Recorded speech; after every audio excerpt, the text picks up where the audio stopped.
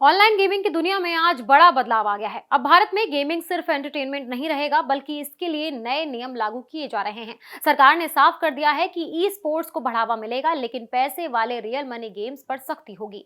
1 मई से लागू होने वाले ये नए नियम पूरे गेमिंग सेक्टर की दिशा बदल सकते हैं। आखिर क्या है पूरा फैसला, चलिए जानते हैं। सरकार ने ऑनलाइन गेमिंग को लेकर बड़ा और अहम फैसला लिया है। इलेक्ट्रॉनिक्स और आईटी मंत्रालय ने बुधवार को ऑनलाइन गेमिंग से जुड़े नए नियमों को अधिसूचित कर दिया है। ये नियम online gaming promotion and regulation act को लागू करने के लिए एक पूरा ढांचा तैयार करते हैं।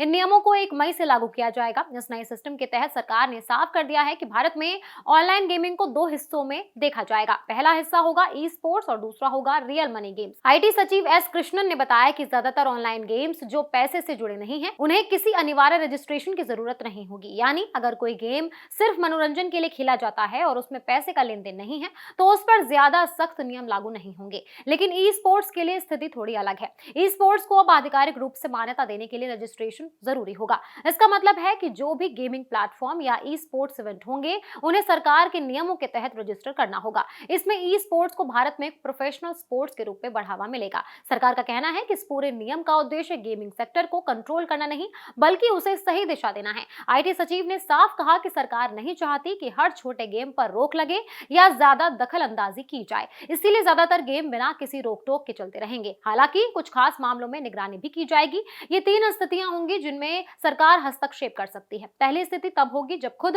प्राधिकरण किसी गेम पर संदेह होने पर जांच शुरू करेगा। दूसरी स्थिति ई स्पोर्ट्स से जुड़ी होगी, जहां रजिस्ट्रेशन और नियमों का पालन जरूरी होगा। और तीसरी स्थिति में केंद्र सरकार किसी खास श्रेणी के सोशल गेम्स को अधिसूचित कर सकती है। हालांकि अभी तक सरकार ने किसी भी नई श्रेणी को अधिसूचित नहीं किया है। इन नियमों में यूजर सेफ्टी यानी उपयोगकर्ताओं की सुरक्षा का भी खास ध्यान रखा गया है।